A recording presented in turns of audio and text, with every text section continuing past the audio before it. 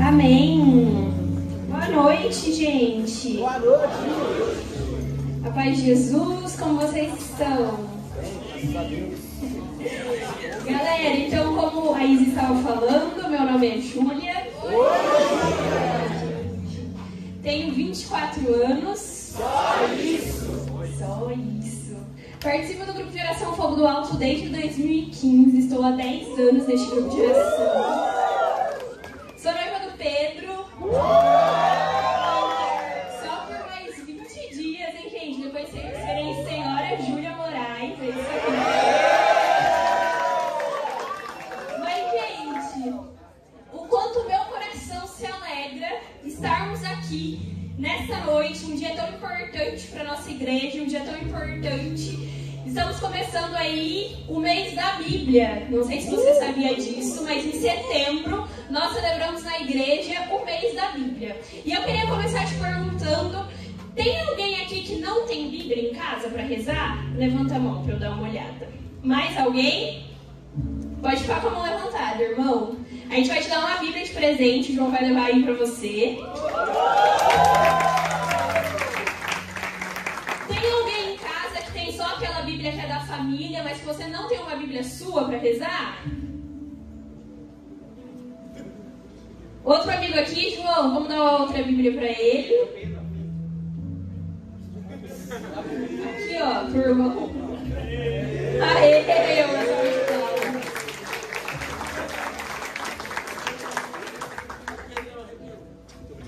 e nós temos uma terceira Bíblia também. Se você não levantou a mão aqui, tá com vergonha, ou a sua Bíblia já tá muito acabadinha, pode falar com o João no final do grupo, tá bom?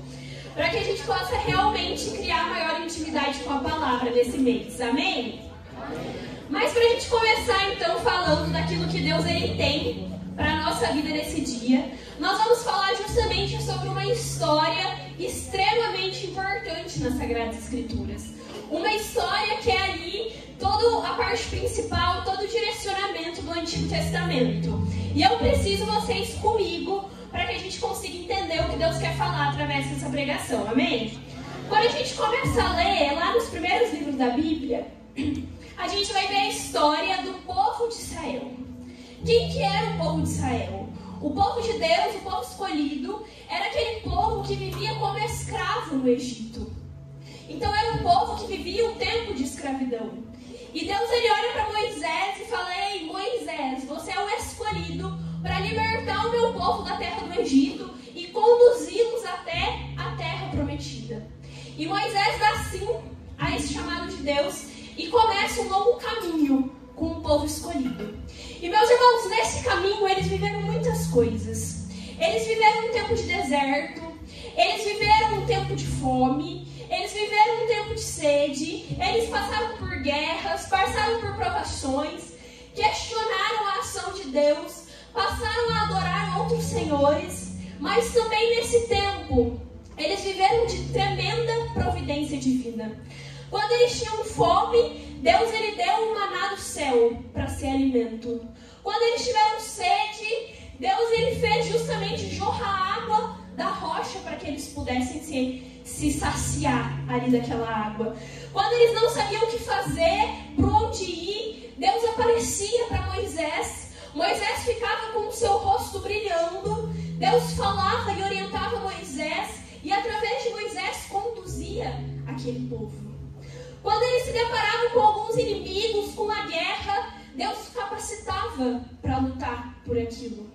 Mas chegou um momento dessa história onde eles estavam quase chegando na terra prometida, que o que acontece? Moisés, aquele que era o líder, aquele que era a cabeça, aquele que ia à frente, ele morre. E o povo, mais uma vez, enfrenta ali uma dificuldade. Passam pela luta, pelo luto, pela perda do seu líder, da sua referência. E Deus levanta então, chama Josué, e Josué adentra com o povo na terra prometida. Por que eu estou te contando essa história? A gente vai ler a partir do momento que eles chegam na terra prometida. O que acontece com aquele povo?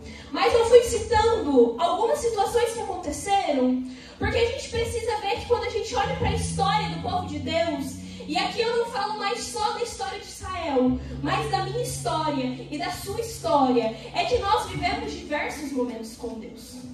Nós vivemos momentos da providência, momentos de encontro com Deus, mas nós também, na nossa vida espiritual, passamos pelo momento do deserto, pelo momento da fome, pelo momento da sede. E em tudo isso, no tempo de Deus, no momento de Deus, Deus ele se fez presente na história do povo de Israel. E Deus ele também se faz presente na nossa história. E aí você pode se perguntar, Júlia, mas e agora? Que o povo chegou na terra prometida, o que aconteceu? Será que foi realmente um tempo de bonança, um tempo de paz, um tempo de maravilhas na presença do Senhor? E é justamente sobre isso que eu quero te convidar, você a pegar sua passagem, sua palavra, lá no livro de Juízes, capítulo 3. Juízes fica ali no comecinho da Bíblia, para quem não está achando. Juízes 3.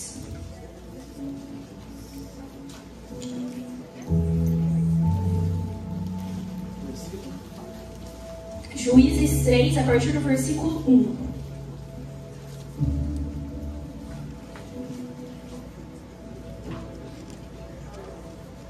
Todo mundo achou? Sim. Amém. Então vamos lá. Juízes 3, versículo 1.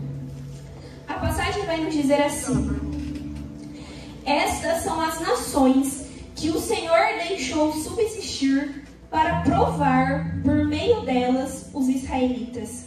Todos aqueles que não tinham visto as guerras de Canaã, e isso tão somente para a instrução das novas gerações israelitas, a fim de lhes ensinar a combater, ao menos aqueles que não tinham feito antes.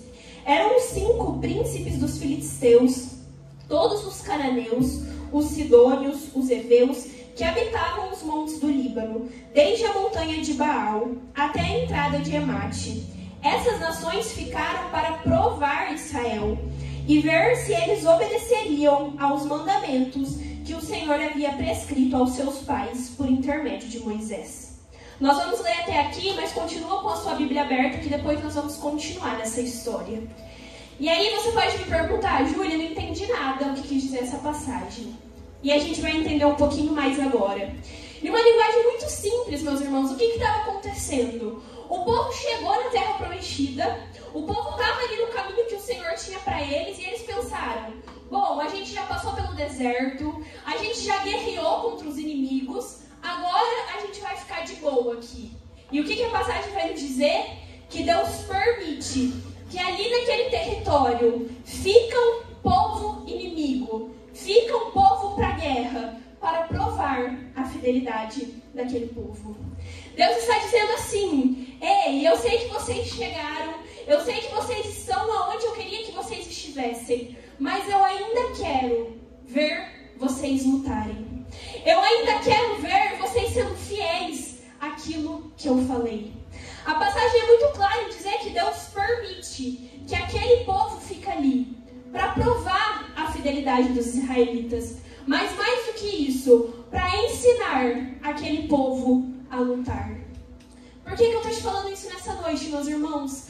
Quantas vezes na nossa vida nós somos assim como aquele povo?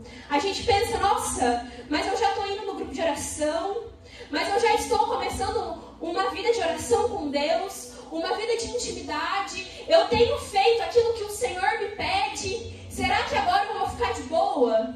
Será que agora vai chegar um tempo de paz na minha vida?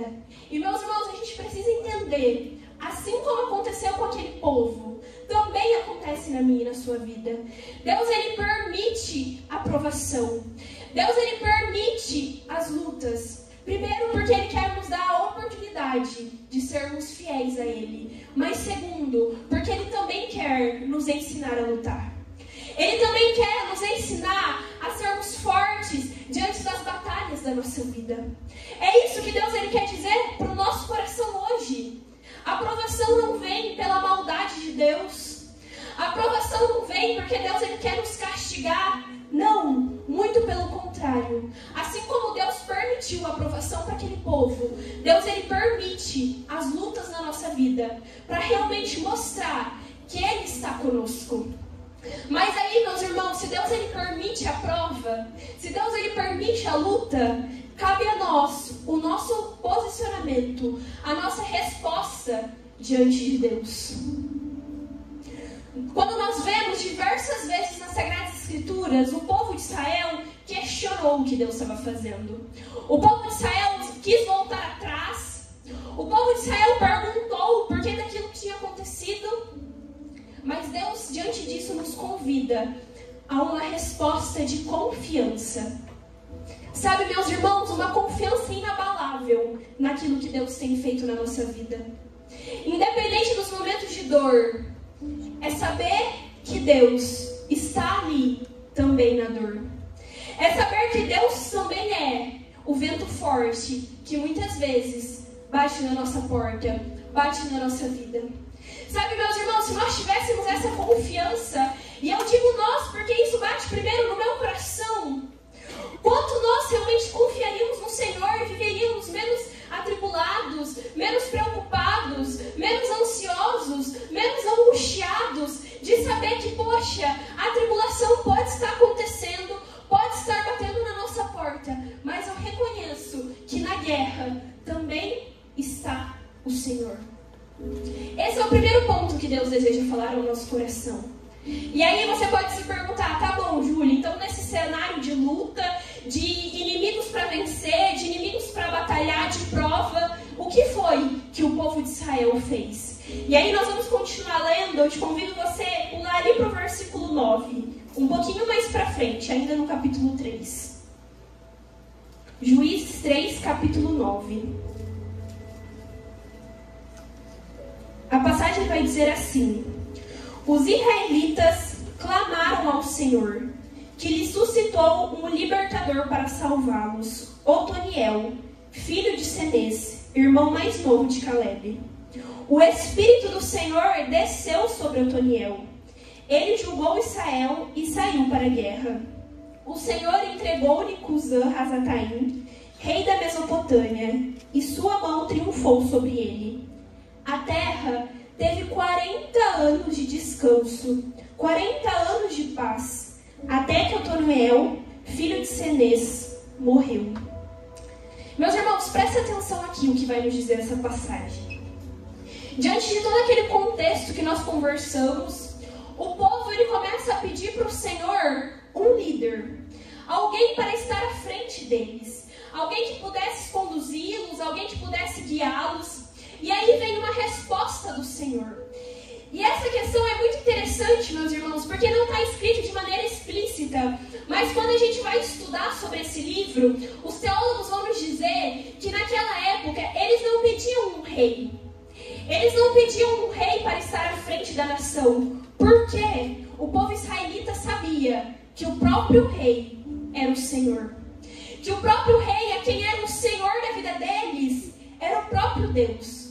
Mas ele pedia alguém para estar à frente, para governar, para guiar, para conduzir. E essa é uma coisa que Deus ele deseja gravar no nosso coração.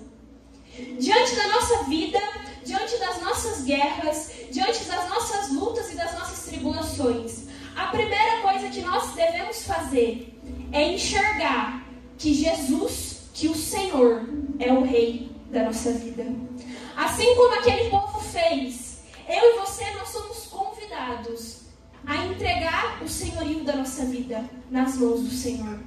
A reconhecer que, independente do que esteja acontecendo, o Senhor é o Rei que está no comando da nossa vida. Assim como era o Senhor que reinava sobre aquele povo. Assim como era o Senhor que estava acima de todas as coisas para aquele povo. E aí nós vemos a consequência de um povo que chama o Senhor para ser o rei. A passagem vai dizer que Deus ele envia Otoniel, ele chama Otoniel. Otoniel foi o primeiro juiz a conduzir aquele povo. E a passagem é muito clara em dizer que o Espírito do Senhor estava com Otoniel. Presta bem atenção nisso. Quando nós chamamos o Senhor para ser o rei da nossa vida, a primeira coisa que nós temos a certeza é da presença de Deus conosco. É a certeza de que Deus está conosco nas alegrias, nas tristezas, nas vitórias, nas derrotas. O Senhor é um rei que não abandona o seu povo. Assim como Deus em nenhum momento abandonou o povo de Israel, Deus ele jamais abandonou a sua história. Algo que o Senhor incomodava no meu coração para essa pregação é que muitos aqui chegariam se sentindo sozinhos. Muitos aqui se sentiriam cansados, achando que estavam lutando sozinhos.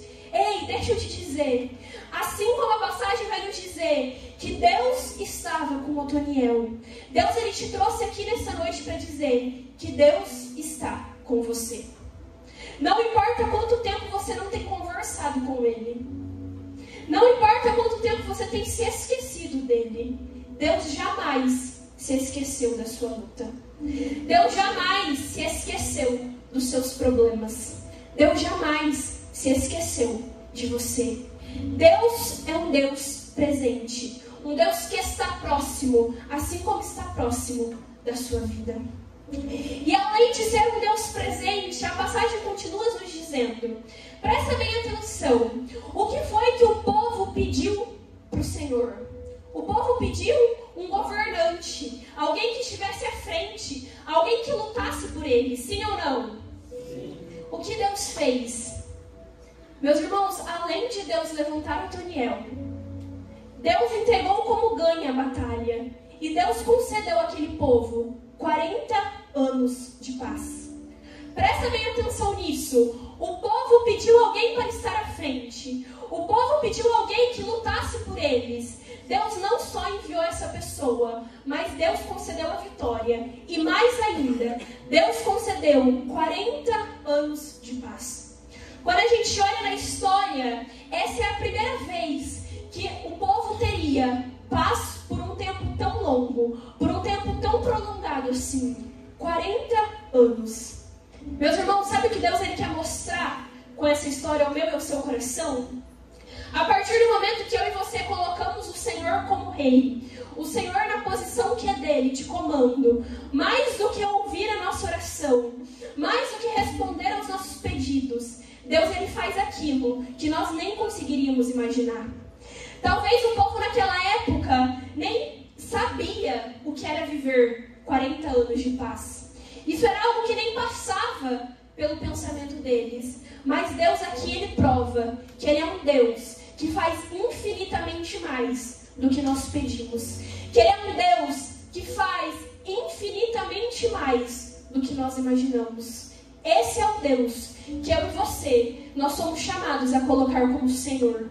Somos chamados a colocar como Rei. Um Deus atento à nossa vida. Um Deus que não nos abandona. Um Deus que está conosco. E mais ainda, um Deus que faz infinitamente mais do que nós pedimos. E mais ainda, meus irmãos, aquele povo estava preocupado em ter alguém à frente, em ter alguém liderando uma parcela pequena dos problemas dele. Deus ele vem mostrar que ele não é um Deus de pequenas parcelas da nossa vida, mas ele é um Deus da totalidade da nossa vida. Deus ele só não queria vencer aquela batalha para o povo, mas ele queria dar 40 anos de paz para mostrar para aquele povo que ele não é um Deus de partes, que ele não é um Deus de parcelas, mas que ele é um Deus de totalidade. Sabe, quantas vezes eu e você, nós entregamos pequenas partes da nossa vida para Deus? Porque agora eu quero passar no vestibular, então eu te entrego meus estudos, Senhor. Porque agora eu quero ser promovida no meu emprego, então eu te entrego a vida do meu chefe, a vida do escritório onde eu trabalho. Porque agora eu estou com um problema de saúde na minha casa, então eu te entrego isso, Senhor. E nós vamos entregando apenas parcelas para Deus. E nós vamos limitando o nosso olhar a pequenas necessidades da nossa vida. Meus irmãos, ter o Senhor como Rei é entender que nós temos um Deus que olha para a totalidade daquilo que nós estamos vivendo. Que olha para a totalidade daquilo que nós estamos precisando. E nesse contexto eu queria partilhar, assim, um breve testemunho com vocês, mas que tem falado muito no meu coração nesses últimos dias. Como eu falei aqui no começo do grupo de oração, eu estou noiva. E em maio do ano passado, quando eu fui pedida em casamento, é uma alegria muito grande que você sente. Não sei se você já passou por essa experiência. Mas eu ouvia muitas pessoas falando pra mim uma frase que eu tenho certeza que você já escutou. Que vai dizer assim: Deus ama casamentos. Você já escutou essa frase? Eu já escutei isso inúmeras vezes. Na hora que chegou a minha hora, eu falei: nossa, tô bem demais. Deus ama casamento, vai dar tudo certo. E agora minha vida vai pra frente. Por que eu tô partilhando isso? Logo quando eu fui pedida em casamento, eu tava passando por um momento muito difícil na minha casa. Já partilhei isso aqui algumas vezes, mas minha mãe estava fazendo um tratamento de câncer. Ela estava no final ali da quimioterapia, então foi assim, um período extremamente difícil. Eu via todos os dias a minha mãe falando assim que ela sentia realmente a morte batendo na porta, assim. Minha mãe acamada, tinha dificuldade para levantar para tomar banho, não se alimentava. E foi um momento de muita provação. E eu pensando, né, não, mas Deus ama casamento, as coisas vão dar certo. E o tempo foi passando, e meus irmãos, eu posso falar que foi um ano assim de inúmeras tribulações. Sabe, eu estava me formando na faculdade, eu queria prestar prova de residência. E eu lembro que a primeira prova que eu fui prestar foi tipo assim, terrível, fui mal, falei, meu Deus, nada vai dar certo. Aí eu comecei a procurar emprego, comecei a procurar plantão para fazer, não achava. Mais uma aprovação ali, batendo no final do ano. E o tempo foi passando, e a gente foi começar a ver apartamento. E meus irmãos, nada dava certo também, a gente não conseguia o nosso apartamento. E foi mais uma luta. Aí a gente começou a mexer com obra, não sei se alguém aqui já mexeu com obra. Mas assim, era dor de cabeça atrás de dor de cabeça. Eu falava, meu Deus, que parte que vai chegar que as coisas vão dar certo, né? E chegou no começo desse ano, em fevereiro mais ou menos, eu falei, nossa, não, agora é o ano do casamento. Tipo assim, agora tem que ir. E algumas vezes, acho que o Pedro já partilhou aqui também. O Pedro, a gente teve que fazer 2 cirurgias na região do pescoço, por conta de um câncer também. E no começo do ano ele foi fazer um exame. E começaram ali a falar que ele teria que fazer outros exames, investigar o que tinha ali naquela região. E meus irmãos, eu lembro que quando eu recebi essa notícia, eu falei pra Deus, aí eu acho que tá demais pra mim passar por isso. E a frase Deus ama o casamento começou a bater muito pesada no meu coração. E eu, serva de grupo de oração, já há 10 anos aqui no Fogo do Alto, comecei a me incomodar com aquilo, sabe? Com aquilo que estava acontecendo. E eu lembro que um dia, chorando muito diante de tudo isso dando errado, eu liguei para um padre e falei, padre, o senhor pode conversar agora? Ele falou assim, não, a gente pode conversar, né? A gente conversou ali um pouco por ligação, perguntei se no outro dia ele iria atender, ele falou que sim. Eu fui para uma direção espiritual no dia seguinte, eu lembro que eu cheguei para ele e eu falei, padre, que história é essa que Deus ama casamento e parece que nada tá dando certo para mim? E eu lembro que eu chorava, partilhando das angústias do meu coração. E naquele dia a gente conversou muito sobre o que era o amor de Deus.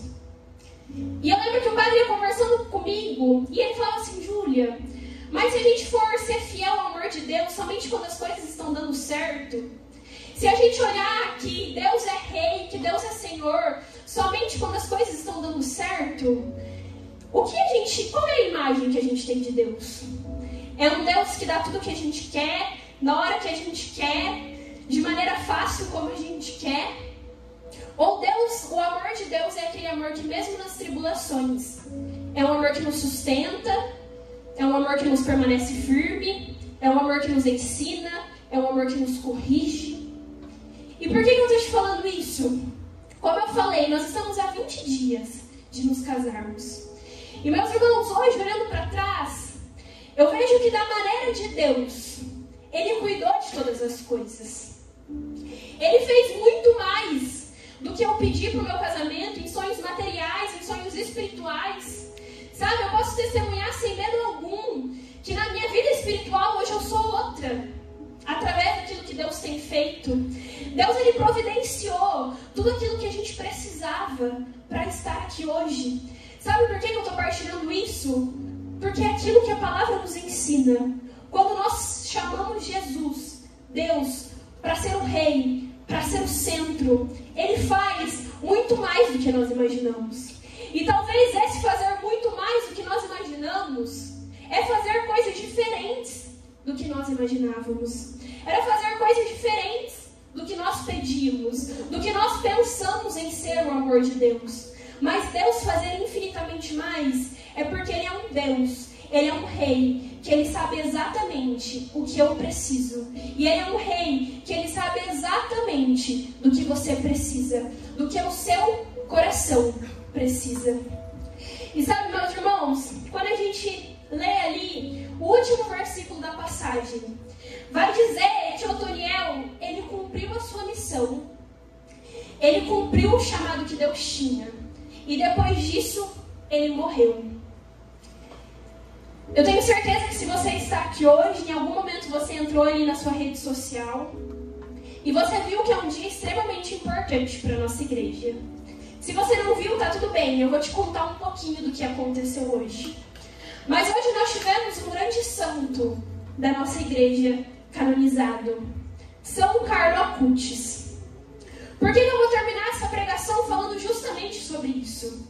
Sabe, meus irmãos, quando a gente olha para a passagem, a gente vê que Otoniel cumpriu a sua missão, fez o que o Senhor tinha e morreu porque tinha feito o que ele deveria fazer aqui na terra. E nós olhamos hoje para a história de São Carlo Acutis, um jovem que com 15 anos cumpriu a sua missão, fez o que Deus tinha para fazer na vida dele e fazer através dele. E hoje é canonizado um santo da nossa igreja. Deus, Ele quer te trazer aqui nessa noite hoje, jovem, para te dizer que aqui nessa terra nós temos uma missão, nós temos um chamado e nós temos um tempo para cumpri-la. Sabe, talvez a gente já tenha escutado muito falar sobre a história de Carlo Acutis. Um jovem que era extremamente apaixonado pela Eucaristia, extremamente apaixonado por Nossa Senhora, um jovem que evangelizava através das redes sociais. Tudo isso a gente já sabe. Mas o que tem me chamado muita atenção para a história dele nesses últimos dias é que quando a gente vê a mãe dele contando, a avó dele relatando sobre como foram os últimos dias de Carlo Acutis, elas vão dizer que aquele menino estava sempre sereno, estava sempre feliz, sabia que ia morrer e dizia uma das suas últimas palavras antes de ir, que ele morria feliz, porque ele não tinha desperdiçado a vida dele aqui na terra. Morria feliz, porque ele não tinha desperdiçado a vida dele aqui na terra. E hoje, na sua canonização, o Papa disse sobre a vida dele, que para sermos santos, nós temos um caminho, que é colocar Deus no centro, que é deixar com que o Senhor seja o Rei, seja o centro da nossa vida, e assim cumpriremos a nossa missão, e assim chegaremos ao fim. Por que eu estou te dizendo isso? Duas histórias. Primeiro, no Antigo Testamento, Otoniel cumpriu a missão dele no tempo que ele tinha. Hoje, na atualidade da nossa igreja, Carlo Acutis cumpriu a missão dele no tempo que ele tinha. Será que eu e você, no tempo que nós temos cumprido a nossa missão? Será que eu e você, no tempo que nós temos deixado Jesus ser o Rei da nossa vida? Ser o Senhor da nossa história? Será que eu e você, no tempo que nós temos desperdiçado a nossa vida, dando prioridade para tantas outras coisas? Ou um dia, eu e você, nós poderemos dizer, hoje vou feliz, porque não desperdicei a minha vida. E o caminho para isso, o Papa hoje nos orientou. Coloque Deus no centro. Coloque Deus como Senhor, como Rei da nossa vida. E diante disso eu quero te convidar que você possa fechar os seus olhos.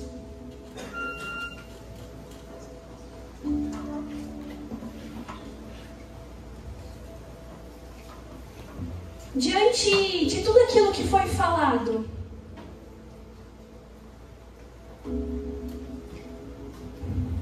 o que Deus incomodava no meu coração hoje é que antes de rezarmos, antes de falarmos com Ele,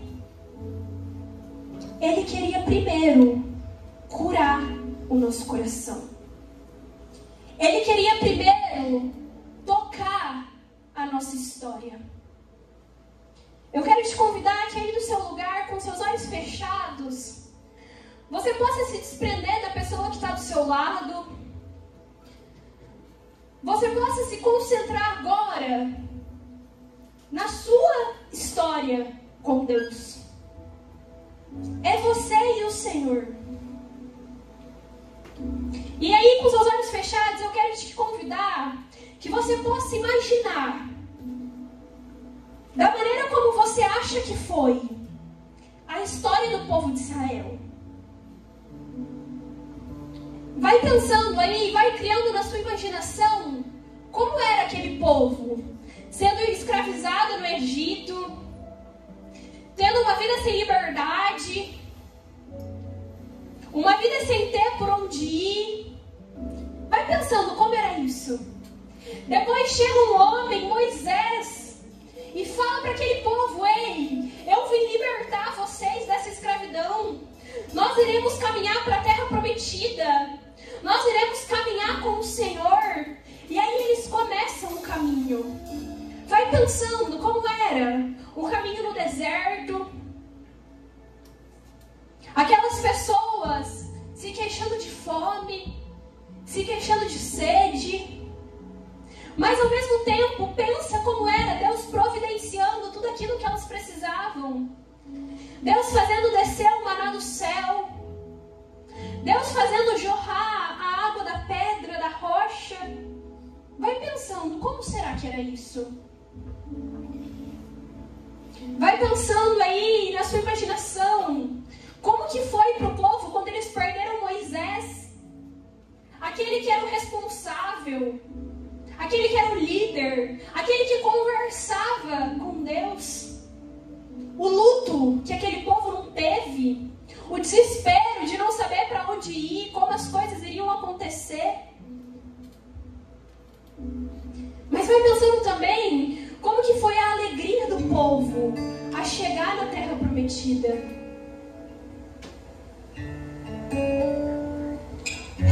E diante dessa história, meu irmão, ainda com seus olhos fechados, agora você vai pensar na sua história com Deus.